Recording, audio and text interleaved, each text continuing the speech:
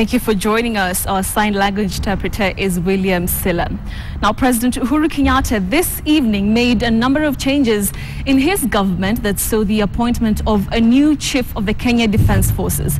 Let us now take a look at the people who will lead some of the major institutions in his government. Come on and join me right here. And of course, we start with Samson Mwaveve, who is, I think, the man of the moment. He's Lieutenant General Samson J. Mwaveve. He has been promoted to take up Julius Karange's position. He is promoted to the General, the Chief of the Kenya Defence Forces designate. Of course, he's still an appointee. Let's take a look at the next person. That is Lieutenant General Joseph K. Kasaon. Now, he's going to deputize him as the Vice Chief of Defence Forces designate. Of course, he's going to be the vice, of course, of Samson Mwaveve, who is now the appointed Chief of the Kenya Defence Forces. Let's now take a look at another appointment here. Major General Leonard M. Ngodi has been promoted to Lieutenant General, and he's also been appointed to the Kenya Army Commander,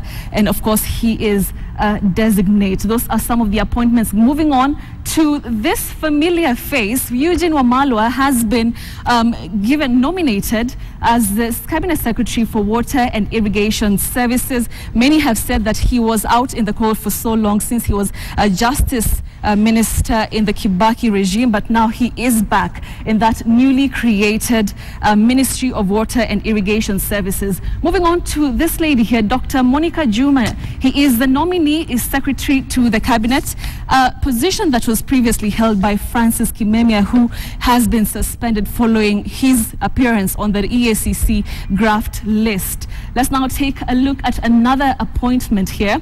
Retired Major General Gordon Kihalangwa. He is the nominee of he's a nominee as the Principal Secretary of the Interior Ministry, the position that was previously held by Dr. Monica Juma.